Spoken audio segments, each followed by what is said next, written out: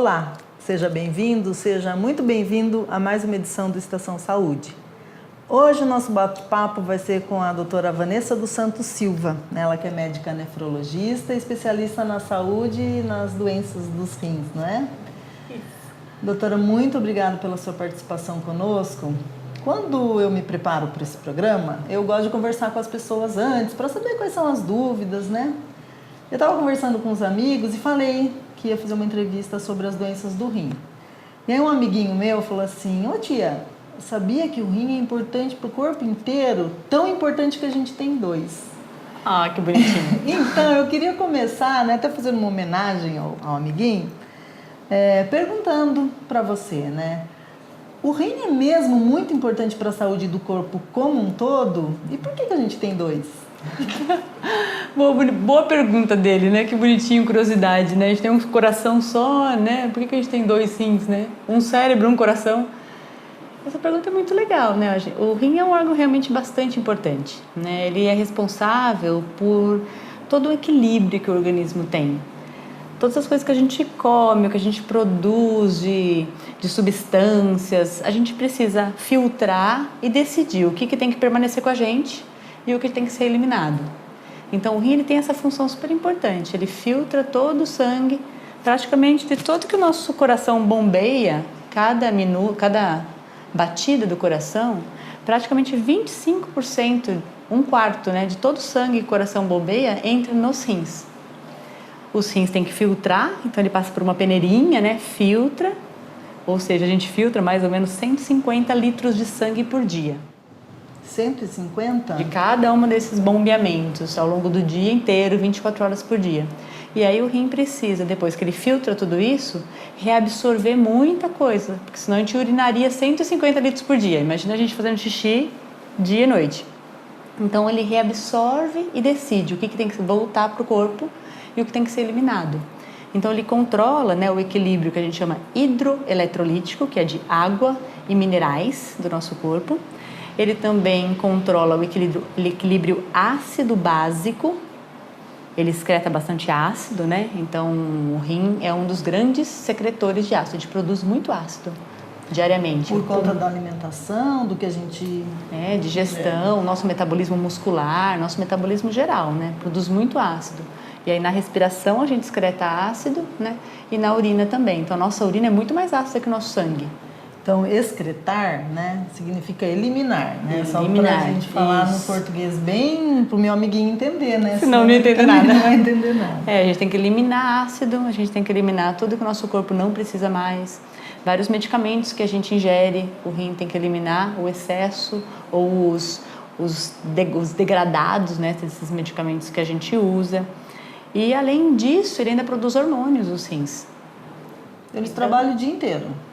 Direto. Mesmo sem na pausa. Digestão, eles trabalham, quando a gente está dormindo, portanto, eles trabalham, trabalhando que nem um coraçãozinho lá. Isso. Né? E esse trabalho a gente não percebe, né? E, a gente percebe só na hora que a gente tem vontade de fazer xixi. Pois é. Eu acho que a gente nem assim percebe, né? Porque não lembra, tem vontade de fazer xixi, mas... E fica lá segurando, né? Dá problema, né? Viu? Depois a gente vai falar dos problemas também, logo em seguida. Mas aí a gente tem dois porque um faz uma coisa e o outro outra, não? Não, a princípio eles são iguais. Né? Eles têm a mesma capacidade de função, de filtração e de eliminação de substâncias. A vantagem de ter dois, né? Por que a gente tem dois, eu não sei te dizer. Mas a vantagem de ter dois é que a gente pode viver com um só. Então, a gente pode, né, doar um rim para uma pessoa que precisa, por exemplo. E não faz diferença nenhuma? Ficar com um rim só? A gente fica muito mais vulnerável, né, com um rim só. Porque imagina assim, se a gente tem um probleminha qualquer no rim, a gente tem uma pedrinha no rim, uma infecção de urina, se pega um lado, o outro compensa. Se a gente tem um problema que afeta um lado só, o que é muito raro, na verdade, o outro compensa. Então, quando a gente tem um só, o cuidado tem que ser muito maior. Tem gente que nasce com um rim só, né? E aí os cuidados com esse rim tem que ser muito maiores. Então, em relação aos fatores que depois a gente vai comentar, né, de risco para doença renal, tem que estar mais atento. Bom, a gente já falou que então já deu para entender que é super importante mesmo, que meu amiguinho estava correto na sua tese. Vamos falar um pouquinho, você também já começou a falar, na questão da doença, né? Quando tudo funciona bem, beleza, né? Um órgão a gente nem lembra que tem rim. Fundamental, nem lembra que tem. mas às vezes nem tudo funciona bem. E existem algumas doenças que você até já citou, que são doenças muito comuns e parece que nem é doença, né? Ah, pedra no rim parece que todo mundo tem. Né? Ah, infecção urinária, todo mundo tem ou conhece alguém que tem. Mas existem outras que sejam muito comuns, que você pudesse citar, assim, só para a gente lembrar? E que também afetam os rins? Assim? Tá. O que as pessoas percebem mais e o que as pessoas têm mais receio, medo e incômodos são as doenças que fazem a gente ter dor, né? Então, pedra no rim e infecção urinária são as primeiras coisas que a gente lembra quando a gente fala de problema renal. Eu lembro quando eu fui falar para meu pai que eu ia fazer nefrologia, ele falou, rim é problema de pedra e de infecção, né? Então, assim, acho que é o que a população mais fala, né, sobre isso. E é o que chama atenção, porque dói, porque incomoda, né, dá cólica. Então, esses problemas são bem sintomáticos, causam bastante sintomas.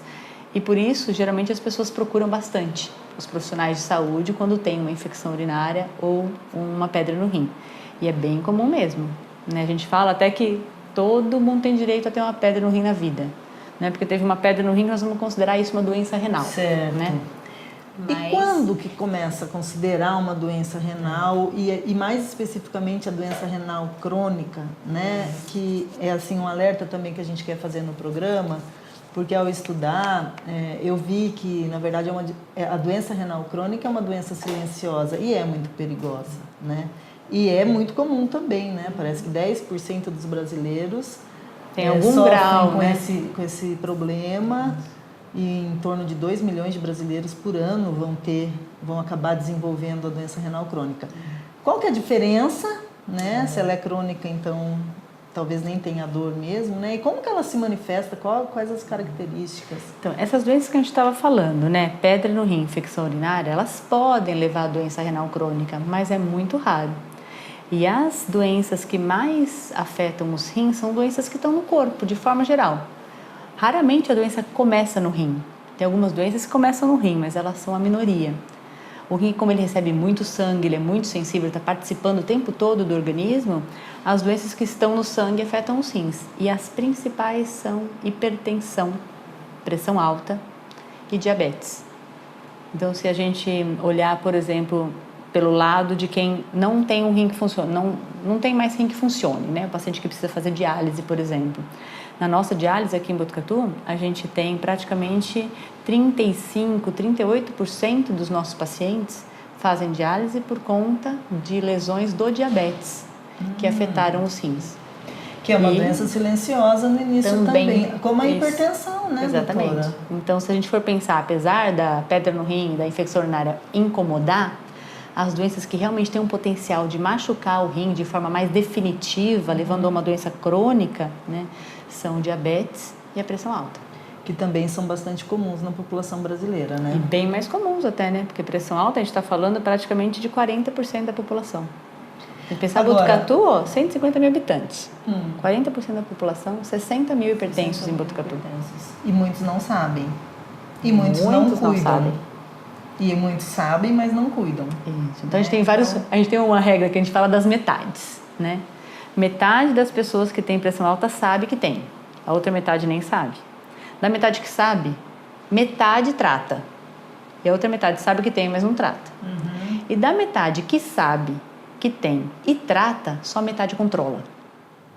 Nossa, é muita metade, né? É muito pouco. Sobrou, fazendo as contas aí, ó, sobrou 12% controlado.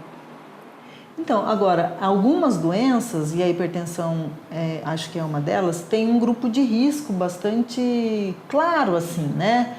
Então, assim, pessoas mais velhas que consomem uma alimentação talvez inadequada ou com muito sal, muito conservante. Isso se reflete também, portanto, na doença renal crônica. E se for ver, a pressão alta e o diabetes são praticamente os mesmos fatores de risco. Fale para nós, né, para lembrar aí nosso público. Se a gente pensar, olha, diabetes está relacionado ao ganho de peso, está relacionado a questões familiares. Então, se a gente tem um quadro muito importante de diabetes na família, pai, mãe, tios, avós, irmãos, né? Isso aumenta muito a chance daquela pessoa ser diabética, se tornar diabética, né? Se ela está acima do peso, se teve diabetes na gestação, por exemplo, mulheres, né? Mas a pessoa tem diabetes na gestação ou pressão alta na gestação e aí tem maior chance de desenvolver diabetes ou pressão alta cronicamente depois. Às vezes volta, mas às vezes não, né? Exatamente. Às vezes foi só na gestação. Chega e fica, às vezes chega na gestação, não fica muito bem depois e vai voltar. Ou não, né? Mais pra frente. Então, esses fatores de risco são muito importantes. Então, se a gente pensar em obesidade, ganho de peso, aí por trás disso tem um monte de outras coisas, né? Relacionadas a gente se exercitar pouco, da gente estar numa vida mais parada, da gente ter, por exemplo, uma alimentação muito baseada em comidas prontas, que tudo que você quer conservar, né? Antigamente, os nossos avós colocavam carne dentro da banha do porco, isso, né? Porque a gordura conserva. Tinha, né? A gordura conserva e o sal conserva. Então, tudo que é muito gorduroso e muito salgado faz mal para diabetes, para pressão alta e para doença renal, consequentemente. Então, tudo que a gente compra pronto, né, de fácil acesso, seja um salgado, um embutido, né, queijo, presunto, mortadela, salame, que já tem bastante gordura e bastante sal, justamente para durar, né, para ficar conservado. Tudo que vem em lata, né, tudo que vem em vidro fechado, palmito, ervilha, milho, todos esses alimentos, né, que a gente já compra meio pré-pronto, né, para rapidinho fazer alguma coisa e já servir, eles são inimigos, né, da hipertensão, do diabetes e da doença renal. Você está falando, eu estou pensando, antigamente tinha menos pessoas que sofriam com essas doenças e esse tipo de problema, ou se diagnosticava menos, ou esse estilo de vida moderno mesmo acabou trazendo como consequência negativa esse adoecimento para a população? Eu acho que tem um pouco das duas coisas, né? Eu acho que a gente tinha menos acesso à saúde antigamente e menos condições de fazer diagnóstico de doença renal.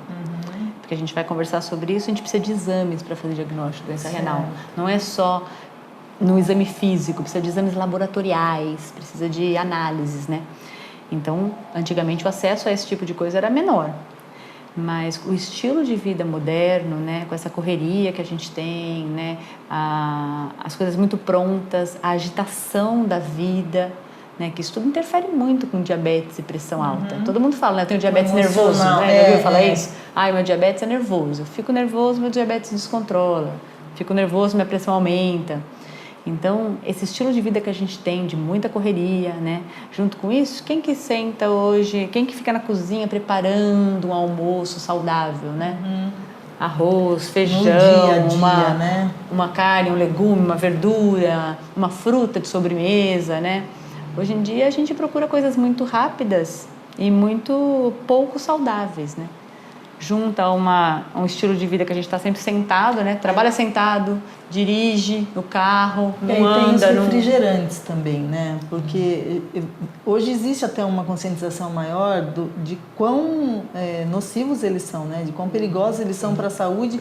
E aí tem a ver com a coisa da acidez também do sangue, né? Acho que isso é muito específico para a gente falar. Mas os refrigerantes são mesmo vilões, assim, para a saúde? Sim, porque se você for analisar num copo de refrigerante, por exemplo, a quantidade de açúcar que a gente tem num copo de refrigerante, a quantidade de sódio, que é sal, né, no copo de refrigerante, de fósforo, que também interfere de forma negativa, né, na saúde, se está em excesso, é muito grande, né? A quantidade de um copo de refrigerante, a quantidade de açúcar que tem é praticamente 1/3 do copo é só açúcar. Isso aqui, refrigerante, né? 1/3 do copo, isso aqui é açúcar. Seria açúcar puro. Então é um açúcar diluído, né? É quase que um xarope, né? Um xarope diluído com sabor, né? E ainda tem os gases, né? Porque essa gaseificação é muito baseada em sal também, né? Então também tem muito sal, muito açúcar e calórico também, né? Para esse estilo de vida que a gente tem, né? Os países, por exemplo, que têm mais obesidade, tem mais diabetes, tem mais hipertensão e tem mais doença renal crônica. E tem mais refrigerante, né? Bom, vamos falar um pouquinho assim, tem os fatores de risco, né, que você falou assim um pouco, podem ser também os familiares e tal, e tem comportamentos de risco, né, tipo de alimentação, estilo de vida e tal. Existe também um grupo de risco, assim, faixa etária, o gênero da pessoa?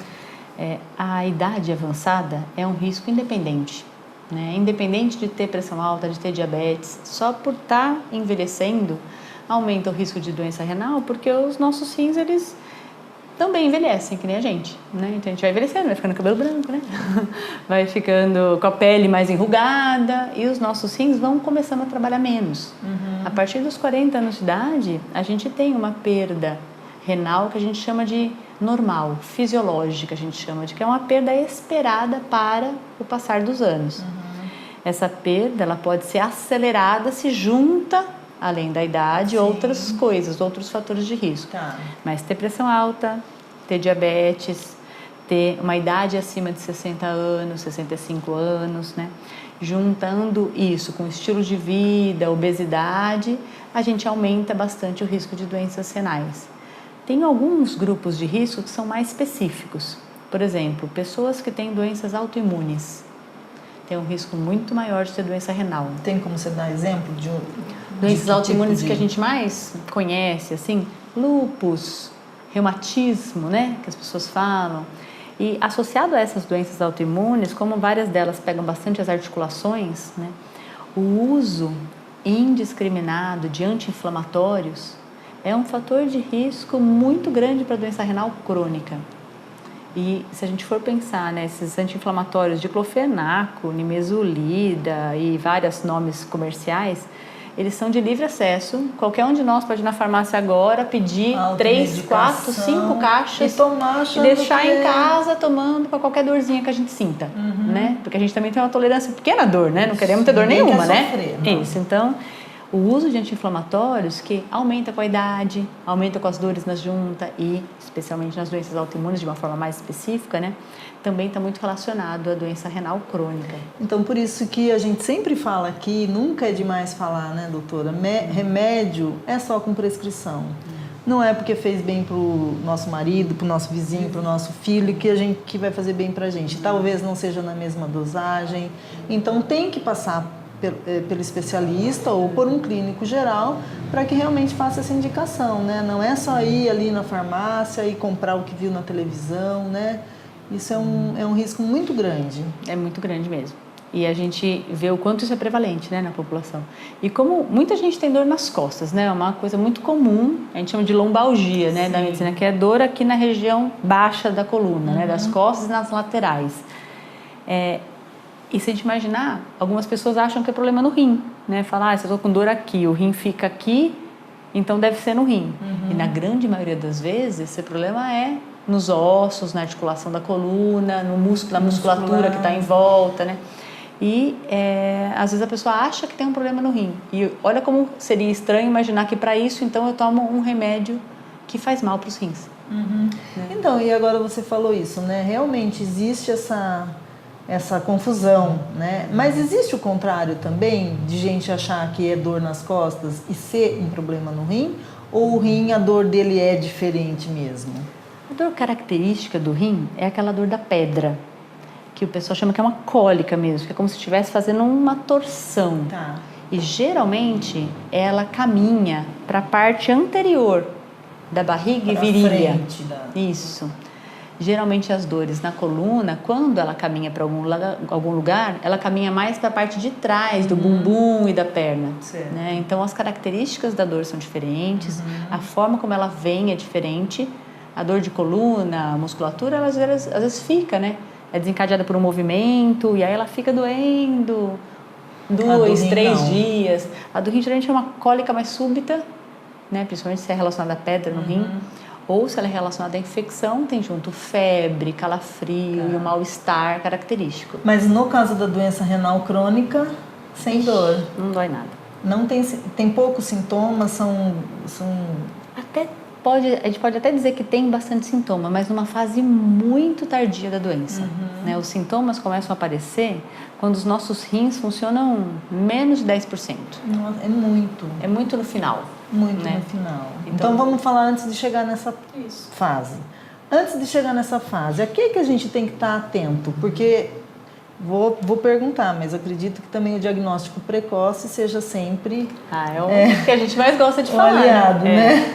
Então a gente trabalha muito assim, né? Para a população geral, uma coisa muito importante é a gente identificar os fatores de risco e a partir daí procurar orientação profissional. E quem tem fator de risco tem que procurar para fazer exames de sangue e de urina. A partir de que idade a gente está falando? Se a pessoa não tem diabetes, não tem pressão alta, não tem nenhum problema de saúde, né, a gente não tem uma idade característica. Para diabetes a gente fala, para saber se você tem diabetes ou não, se você não tem nenhum problema, a partir dos 45 anos você tem que fazer exames. Mas de doença renal crônica a gente não tem, seria mais o idoso mesmo. Ou a pessoa que em qualquer momento, numa fase anterior a essa, tenha ou qualquer outro fator de risco. Obesidade, problema de coração, problema autoimune, diabetes, principalmente, tabagismo. Pressão alta. Tabagismo também é um fator de risco. Fumar, né? Alcoolismo, beber... Também, até porque se a gente for pensar, ainda mais se for um alcoolismo mais pesado, ele dificulta os cuidados gerais com a saúde. E também com a pressão, é mais comum pressão alta em quem tem problema de alcoolismo, e aí isso o rim puxa junto, né? É mais prevalente pressão alta e fica mais prevalente a doença renal também. Aquele check-up que as mulheres fazem, né? As mamografias, os exames ginecológicos a partir de uma certa idade.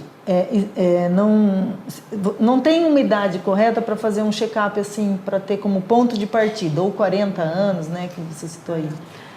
A idade, uma recomendação assim do Ministério da Saúde, algo assim para uma idade para começar a avaliar a função renal, a gente não tem, mas a gente tem assim, todo mundo que tem fator de risco, pelo menos uma vez ao ano, precisaria fazer um exame de sangue para avaliar a função do rim, que chama creatinina, dosagem da creatinina no sangue, e um exame de urina, que é aquele potinho pequenininho que a gente faz a primeira urina do dia e leva no laboratório. Eles conseguem avaliar uma série de coisas. Por ali dá para a gente ver quanto que o rim está funcionando, quanto que ele está filtrando, se ele está deixando de segurar alguma coisa importante para o nosso organismo, está deixando passar proteína, por exemplo, que aparece na urina 1, está deixando passar células, sangue, e isso seria tudo estranho de aparecer na urina.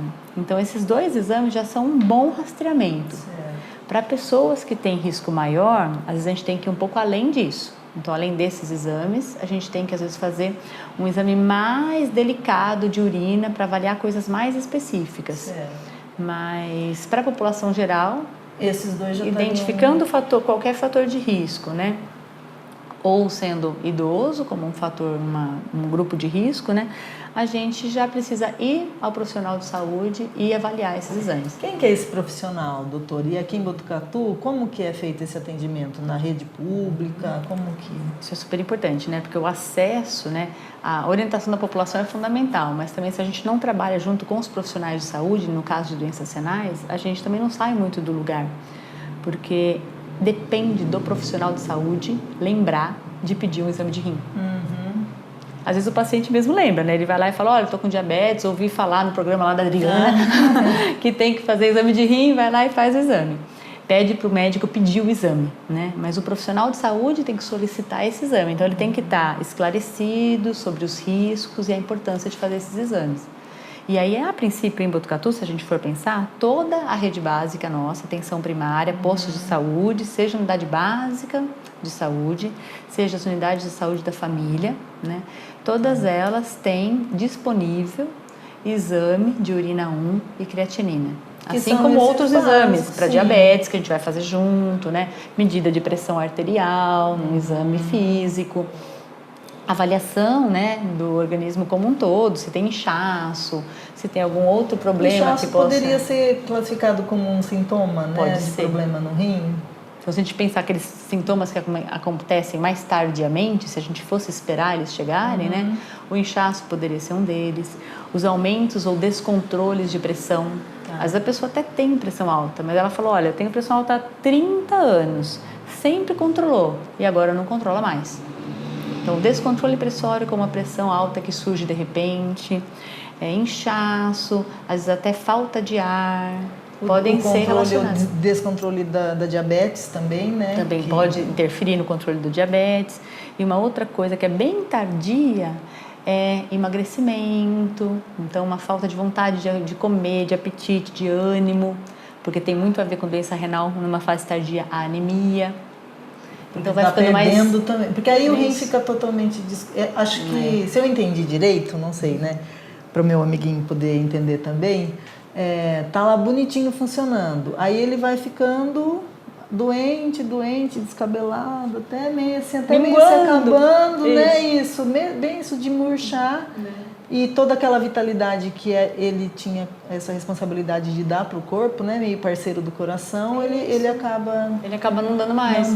E aí a pessoa tende a ficar mais desanimada, mais pálida, mais inapetente, né? Não tem vontade de comer. E nos finaizinhos, assim, ainda vem a ânsia de vômitos, até um estado de consciência alterado, sonolência, torpor. Mas essas complicações, elas são comuns, doutora? Ou a gente consegue brecar isso assim? A gente diria que é quase uma vergonha, né, pra gente como sistema de saúde, se a gente deixa de fazer o diagnóstico nas fases anteriores e faz diagnóstico só com o paciente nessa condição, né? É claro que tem exceções para isso, porque não existem só doenças renais crônicas, existem doenças renais agudas. Essas agudas, elas de uma hora para outra mexem com o rim e às vezes o paciente chega nessa situação, né? Inchado, vomitando, inapetente, né? Sem conseguir comer nada e às vezes até alterando respiração e coração junto, né? Mas normalmente a gente ainda tem, né, situações como essa, que o paciente chega num pronto-socorro e o plantonista avalia, pede a nossa avaliação da especialidade porque viu um exame com uma função renal muito alterada já. E às vezes não era agudo, às vezes era crônico a princípio. Só que passou desapercebido, anos e anos e anos.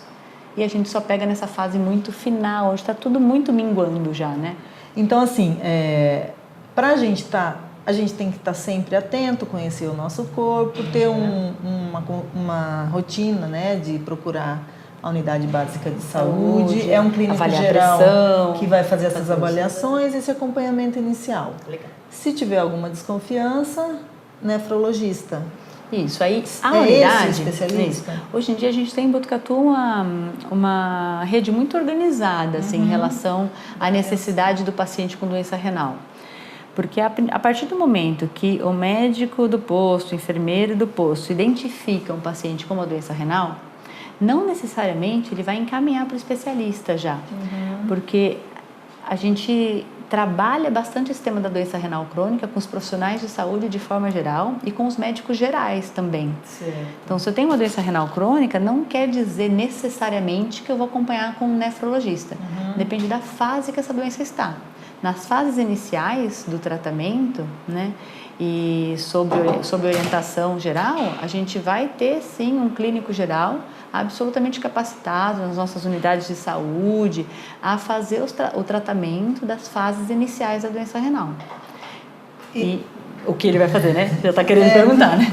Então aí o cuidado, as pessoas geralmente perguntam pra gente, né? O que eu posso fazer para ajudar o meu rim a não piorar? Isso. Então aí a gente vai trabalhar sempre com aqueles mesmos controles, fatores de risco. Se eu tenho diabetes, é fundamental o controle da doença. E o controle seria um controle que a gente chama de controle estrito, que a gente tem que buscar. Se eu tenho, por exemplo, açúcar alto no sangue, né? A gente tem um exame muito interessante que chama hemoglobina glicada, que é um exame que fala dos últimos 3 meses como que vinha, né, o seu controle do diabetes. A gente tem que ter uma hemoglobina glicada menor que 7. Tá. Se for muito, muito idoso, com muita fragilidade, a gente pode tolerar até 8.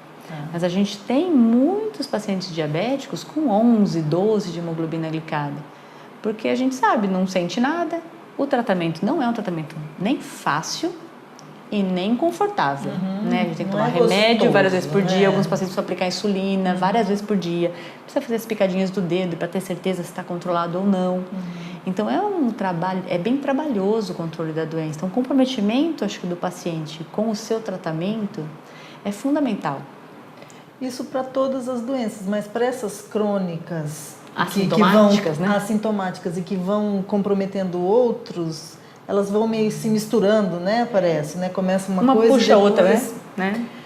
Tem que ter uma adesão muito mais consciente, né, doutora? Que não deve ser um trabalho fácil também para o especialista, né? É um exercício de vontade mesmo, se a gente for pensar, né? Porque você não está sentindo nada e você vai ser convencido por um profissional que você tem um problema. Às vezes você já tem essa vivência na família e aí você já tem alguns ou aprendizados ou alguns fantasmas que você não quer mexer, né? Certo. E aí aquilo vai ter que fazer parte da sua vida, né? A gente querendo ou não faz parte. Quando a gente renega para o segundo plano, continua fazendo parte, a gente só coloca nas sombras, né? Adia um pouquinho, Isso, né? então aí esse comprometimento do paciente, essa persistência, sabe? De não ir em frente, todo dia escolher, né? A gente fala que a gente faz escolhas todos os dias. Na hora que você acorda de manhã e escolhe o que você vai comer de café da manhã, você já está contribuindo ou não para o controle das suas doenças. E né? essa também, ela tem que ser uma decisão muito pessoal, né? Porque é lógico que a família ajuda, pode ajudar, né? Pode se envolver, mas de nada adianta, né? A família, eu tinha uma tia que tinha diabetes e a filha dela tomava o maior cuidado com ela, só que ela comia escondido. Um dia ela quase morreu, porque ela foi comer tão rápido um doce escondido, a minha prima chegou, que ela engasgou. Então, é uma consciência que a pessoa tem que ter, né? E não jogar a culpa também no outro, às vezes, né? Ah, mas ela fez esse doce, por isso que eu comi, né? E você vê como a gente tem que estar muito presente, né? Muito presente no tratamento, porque, é claro, a gente não pode exigir que a pessoa que está do nosso lado, nosso companheiro, nosso filho, pai, mãe, e entre na mesma dieta que a gente, né? Então, e também não vamos ficar fazendo coisas separadas. Tem gente que começa assim, né? Ah, então agora a minha comida vai ser separado. E também é uma coisa difícil da gente manter por muito tempo. A vida, né? Porque comida saudável é saudável para todo mundo, né? Não é só para quem tem problema de saúde, né? Então, comer um arroz, feijão, uma carne para quem não tem restrição a carnes, né? Um legume, uma verdura, frutas, né? Comer frutas várias vezes por dia. Comida de verdade, né? Comida de antigamente, né? Comida caseira. Comida de antigamente. Então, vamos agora falar um pouquinho das evoluções, né? Então, diagnosticou, dependendo do caso, vai ou não para o especialista e continua o acompanhamento para a vida inteira. Né? A gente não vai falar de cura, vai falar de controle, dá para falar de qualidade de vida, mesmo para quem tem a doença renal crônica, se for numa fase mais inicial. Lá na fase final, a qualidade de vida na fase final dá para a gente buscar, mas ela vai ter algumas limitações que são inerentes às necessidades que o paciente passa a ter, né? Tá. E o tratamento como é feito, então, doutora? E que evoluções que a gente tem a partir do diagnóstico? Uma coisa bem importante é que não existe um tratamento que faça o rim voltar a funcionar. Isso é uma coisa importante no sentido de... Isso falando em doenças crônicas, claro, né? Então, se tem uma doença renal crônica por causa de hipertensão ou por causa de diabetes, e eu descubro ela numa fase, por exemplo, intermediária, não é nem tão precoce, mas não é nem tão avançada, eu vou ter algumas coisas para eu trabalhar para evitar que meu rim continue piorando. Tá. Né? O controle da pressão é a primeira coisa. E controle de pressão, a gente está buscando sempre um valor, para quem tem doença renal crônica, uma pressão abaixo de 13/8. Tá. Então, se a gente fala assim, minha pressão tá boa, tá 16/10 e eu não sinto nada. Não dá pra gente dizer que essa pressão tá controlada. Tá. Por mais que a pessoa fale, mas eu me sinto bem, né? Porque a gente sabe que por dentro no organismo, aquela pressão de 16/10, ela vai alterar a circulação, vai machucar os rins, né? E a gente não vai necessariamente perceber isso. Então, isso a gente tem que medir a pressão. Então, a gente tem que medir, tomar as medicações, fazer as mudanças de alimentação necessárias para buscar uma pressão menor que 13/8. A outra coisa importante vai ser o tratamento do diabetes, se a pessoa for diabética. Também naquele controle estrito que a gente estava falando, buscando um controle bem, que a gente chama de glicemia quase normal. Ser bem certinho mesmo, não dar umas escorregadas. Escorregada de vez todo mundo em dá, quando, né? Não tem assim, jeito. né? A gente trabalha bastante numa equipe... Não dá escorregada todo dia. A gente não pode fazer direitinho de vez em quando, né? A gente pode escorregar de vez em quando. De vez em quando, isso. A gente trabalha muito numa equipe muito multiprofissional lá na Unesp, né? Na área de nefrologia. A gente tem muitas nutricionistas, psicólogos, enfermeiros, assistentes sociais, que ajudam muito a gente nessa abordagem do paciente para ele não se sentir cerceado a todo momento e restrito a todo momento. Então, quer dizer, a gente trabalha com coisas que não podem ser ingeridas porque vão prejudicar a doença? Claro, tem coisas que a gente fala, olha, isso realmente vai fazer mal. Só que a gente trabalha com o que a gente pode, então, né? Eu acho que é isso que a gente tem que trabalhar. O que a gente pode comer frutas? Então, vamos inserir frutas. Em vez de tirar coisas, vamos inserir coisas, né?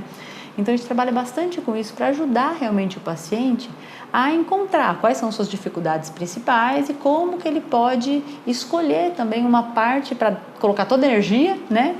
E algumas coisas vão ficar mais nos de vez em quando, de vez né? em quando. É difícil a gente falar que vai fazer tudo ao mesmo tempo, né? E a ideia não é essa, é ajudar o paciente a identificar onde ele poderia mudar. E que primeiro passo é esse que ele pode fazer em direção ao controle. E a gente, como profissional de saúde, vai tentando ajudar no sentido das dificuldades. A gente conversa, né? Fala, então tá bom. Então, para a consulta que vem, nós vamos tentar melhorar tal aspecto da vida. Alimentação, vou tirar, sei lá, alguma coisa que eu escolhi. Vou tirar os temperos prontos da minha comida. Tá. Se eu escolho que eu vou tirar os temperos prontos da minha comida e eu volto daqui a 3 meses, eu converso. Consegui tirar? Consegui. Legal, podemos até para o próximo passo. Não consegui? Que dificuldades que eu tive? Por que foi tão difícil? Que forma que a gente pode fazer então para melhorar isso? Ou vamos começar então por um outro ponto? E aí aos poucos, né, como é uma doença crônica, a cada nova conversa, abordagem com os profissionais de saúde, a gente vai buscando uma adequação, né? E vai vendo nos exames qual é o resultado desse tratamento. E aí, muitas vezes também o resultado acaba animando, né? A pessoa vai vendo que está dando resultado e aí vai adotando esse estilo de vida sem tanto sofrimento, né? Sem que seja tanto sacrifício. Tem uma adaptação, né? A gente se adapta um pouco, né? Você fala, olha, eu vou comer com menos sal hoje. Se eu comer hoje com menos sal, eu vou perceber a diferença. Se eu comer 1 mês com menos sal, daqui a 1 mês eu não acho a minha comida sem sal mais, né? Então a gente acaba se adaptando, mas precisa dessa persistência, né? Então o controle da pressão, do diabetes, importante para o tratamento, do colesterol, também é importante. Para quem é tabagista, cessar o tabagismo, né? Parar de fumar é fundamental também para que a doença não evolua muito rápido. Para quem tem, por exemplo, perdas importantes de proteína na urina, a gente precisa trabalhar com alguns medicamentos que ajudam a diminuir essa perda de proteína na urina. Então, aí, a depender da doença que causou a doença renal crônica, o tratamento pode até seguir por outros caminhos. Mas essas 4, 5 coisinhas que eu falei, né? O controle da pressão, do diabetes, colesterol, parar de fumar e manter uma proteína baixinha na urina, né? São as bases, assim, os alicerces do tratamento. Tem medicação? Para o rim voltar a funcionar, assim, não. Mas para essas coisas todas, daí às vezes você a vai gente tomar tem. uma medicação para pressão. Então você não vai tomar um remédio para a doença renal, você vai tomar um remédio para as doenças tem um nome, que levam a ela, as comorbidades. Comorbidades, né? Que são, na verdade, no caso das doenças renais, são as causas. As Se a causas. gente pensar assim, bem simplista. Na verdade, a gente até poderia dizer que... Não poderia dizer, né? Mas a doença renal, ela nem é uma doença, né? Ela é uma consequência de outras doenças, né? A gente chama de lesão de órgão-alvo. Né? As doenças renais, no caso do diabetes, é uma lesão de órgão-alvo do diabetes. Assim como o diabetes lesa o rim, ele pode lesar a circulação, a vista, o coração, os nervos, né? Então, o rim é um dos órgãos-alvo do diabetes, é um dos órgãos-alvo da hipertensão. E a gente não sabe se no nosso caso, se a gente tiver uma dessas enfermidades, se vai ser o nosso rim ou os olhos que serão atacados. Então, e se a gente comparar antigamente, melhor cuidar, né? Melhor cuidar. Se a gente vê antigamente, assim, na nossa história de saúde mesmo, né? Os nossos pacientes diabéticos, hipertensos, quando tinham um problema sério de saúde, tinham, não sei, um derrame, né? Que a gente chama de AVC, um infarto, qualquer coisa mais séria, assim. os nossos sistemas de saúde, a evolução que a gente tinha de tratamento, nem sempre conseguia ajudar o paciente a se manter vivo depois de um evento grave como esses, né? E hoje em dia o nosso sistema de saúde melhorou bastante nesse sentido e as pessoas realmente sobrevivem a eventos graves e agudos. Sim. E nessa coisa de sobreviver a eventos graves e agudos, elas vão vivendo mais tempo com a doença. E quanto mais tempo elas têm com a doença, maior a chance dessa doença afetar o rim. Sim. Né? Então, quanto mais as pessoas sobrevivem com essas doenças, o que é um sucesso, digamos assim, do ponto de vista de saúde, mais problemas renais a gente vai ter. Então, por isso que quanto a gente puder preservar, né, enquanto a gente tenha a saúde, quando a gente é mais jovem, né, com as escolhas corretas, lá na frente, se a gente precisar, a gente vai estar com ele mais bonitinho, mais arrumadinho. Né? A gente quer ficar velhinho, né?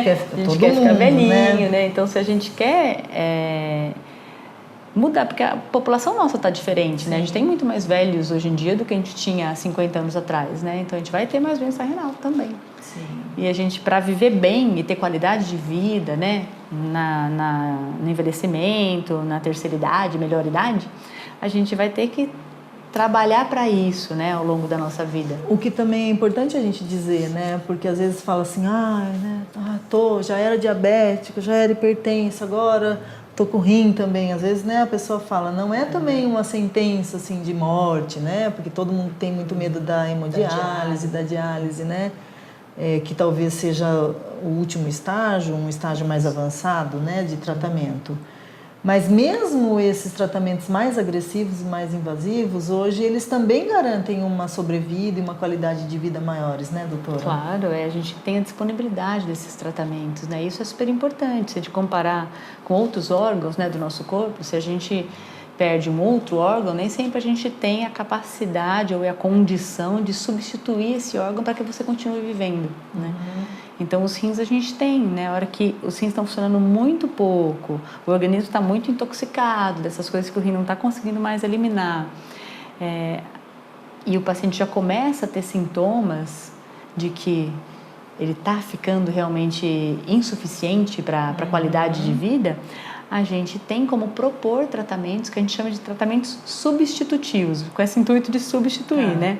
Ou você recebe um rim transplantado de alguém que faleceu ou de algum familiar, né? Ou você pode entrar em diálise, que a gente tem 2 tipos principais de diálise.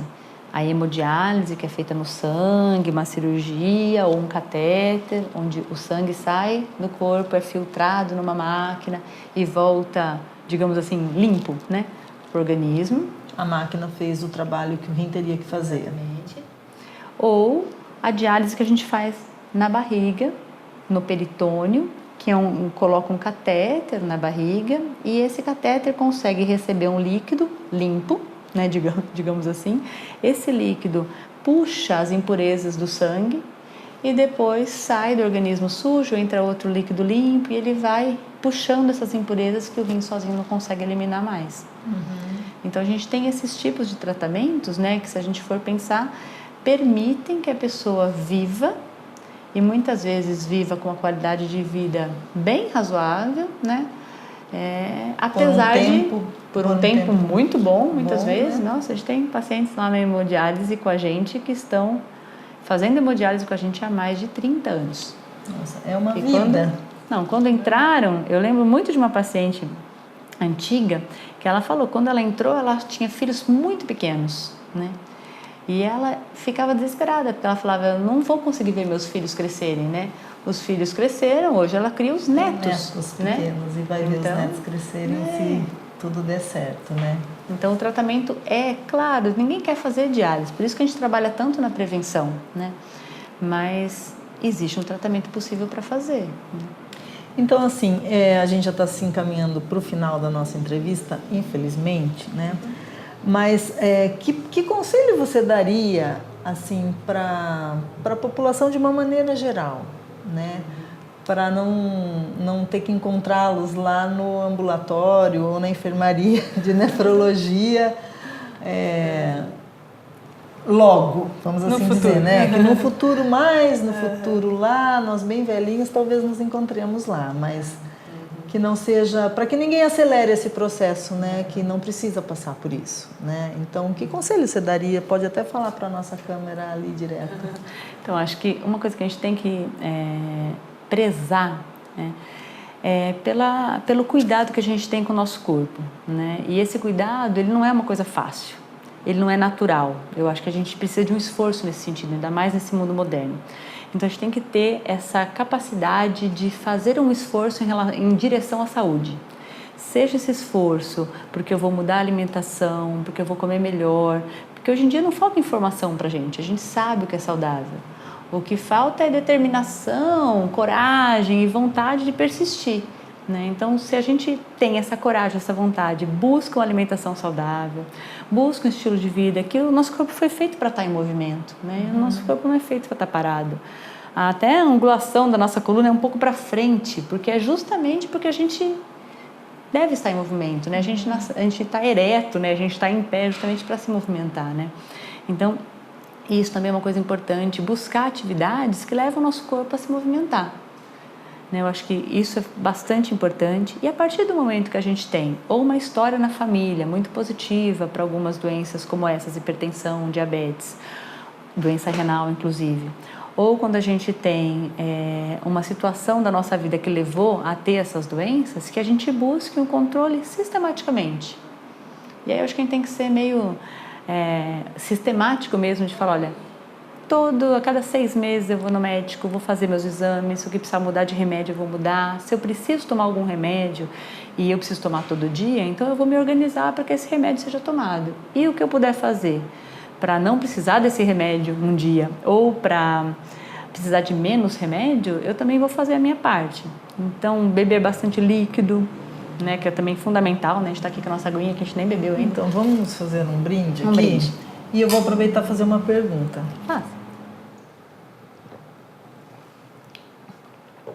Agora tem uma coisa aí, é uma delícia. Tem uma coisa aí que a água não pode tomar muito também, porque faz mal para o rim. Eu andei lendo esses dias aí, é uma polêmica até, né? Uma polêmica, todo mundo fica nessa Por pergunta, né? Por favor, até para tomar, porque é tudo assim, né? Um dia o ovo não pode, outro dia pode. Um dia a carne não pode, outro dia o doce não pode. Agora a água, que até então ninguém tinha falado mal da coitada, caiu na boca do povo. A gente não precisa beber, às vezes, um excesso de água. Tem gente que fala, não, eu bebo bastante água, eu bebo 5 litros de água por dia. A gente não precisa beber tanto assim, né? Porque aí a gente realmente dilui demais o nosso sangue. Mas a gente precisa beber uma quantidade de água que a gente faça mais ou menos 1,5 litro, 2 litros de xixi por dia. Mas a gente não consegue medir isso, então... Mas, dá para ter umas dicas. Imagina assim, se a gente tá num calorzão, suando, respirando, falando muito, que nem nós estamos agora, falando muito, a gente perde líquido. Provavelmente nessas situações, a gente vai ter que ingerir mais líquido.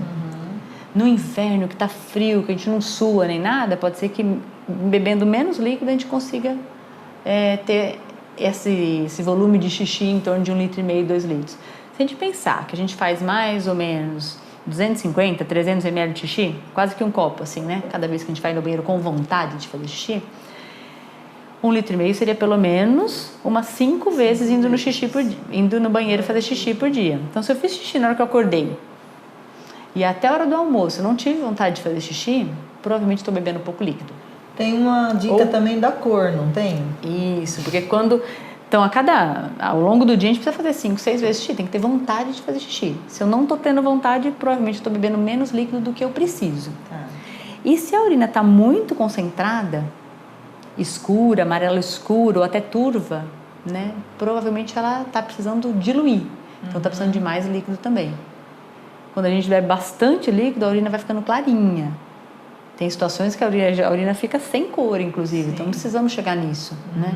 Mas uma urina clarinha, uma urina menos turva, né? Mais límpida, cristalina. E aí você falou lá no comecinho que não pode segurar o xixi, né? Então, rapidinho assim, né? Mas essa dica... porque a gente está até evitando infecção urinária nesse sentido, né? Tomando bastante líquido e não... Porque imagina assim, a gente toma bastante líquido, só que eu não posso levantar para fazer xixi porque no meu trabalho o meu chefe não me deixa parar e levantar para fazer xixi. Isso também é muito prejudicial, porque a gente vai tomando líquido, a bexiga vai ficando cheia, e eu posso fazer xixi só de vez em quando. Isso também não é bom. eu tenho vontade de fazer xixi, não segure o xixi. Faça xixi, volta a tomar mais líquido, faz xixi de novo. Conversa então, com o chefe, se vira, né? A Não gente já pode teve ficar... situações que a gente precisou conversar mesmo com o chefe, com... Aí acontece muito isso, né? Em algumas profissões que a pessoa não pode sair daquele trabalho, telemarketing, caixa de supermercado, né? Que você não pode, segurança, né? Que você não pode sair daquela posição. E às vezes tem que vir um outro te render para você poder fazer xixi, para você poder comer, tomar um copo d'água, né? Então isso também é fundamental. Fundamental. Doutora, então agora, hoje nós vamos encerrar esse programa de uma forma diferente. Eu vou encerrar o programa com o meu amiguinho, né? Para o meu amiguinho. Então, curioso, né? Com o meu amiguinho Curiosidade é que move o curioso, mundo. né? Que os olhinhos até brilhavam, né? A gente ainda não conseguiu responder, eu também não sei por que a gente tem 2 rins, pode ter sido só um capricho de Deus, aí uma questão estética para ficar bem uma reserva, talvez. Dentro, uma reserva. Mas se a gente pudesse falar assim numa linguagem bem figurada, né? Se existe um vilão, um mocinho, o melhor amigo e o maior inimigo do rim, para que essa imagem fique mesmo na cabeça das pessoas, que a pessoa se lembre, né? Quem seria o maior inimigo dos rins, da saúde dos rins, e quem seria o melhor amigo? Acho que de inimigos a gente teria que dividir com dois personagens, né? Que seria a hipertensão, a pressão alta e o diabetes. Esses são, sem dúvida, os maiores inimigos do rim. Pressão alta e diabetes seriam a parte do ruinzinho, né? E a parte do amiguinho seria alimentação saudável, estilo de vida saudável. 2 também. 2 também. 2 de cada lado, para ficar equilibrado. Então, sem diabetes e sem hipertensão, com alimentação saudável e... estilo de vida saudável. E um estilo de vida que contemple aí atividade física, muitas risadas, conversas boas com o chefe, né? Se precisar. Pouco estresse. Tudo que a gente que é fácil nos dias de hoje, né? Fácil. A vida não é um conto de fadas, mas se a gente viver assim, pode ter um final feliz. Sim. E é isso que a gente busca, né? Com certeza. Obrigada, viu, doutora, pela sua participação conosco. Eu que agradeço a oportunidade, as pessoas que estão ouvindo e vão assistir. E querer realmente colocar à disposição mesmo, né? O serviço de nefrologia, lá da faculdade, está à disposição para receber pessoas, dúvidas, né? E a gente vai continuar trabalhando, né? Com foco nas pessoas, né? No que as pessoas podem fazer para cuidar da sua própria saúde e também o tempo todo com foco nos profissionais de saúde para que eles estejam sempre atentos, preparados e capacitados para fazer o diagnóstico o mais precoce possível. Obrigada. Então, nós vamos ficando por aqui, nessa Estação Saúde que falou sobre as doenças do rim, mais especificamente sobre a doença renal crônica. Agradeço mais uma vez a doutora Vanessa dos Santos Silva, nefrologista lá da Unesp. E você já sabe, né? Qualquer dúvida ou alguma sugestão, manda pra gente que pode ser a pauta da nossa parada. Até lá!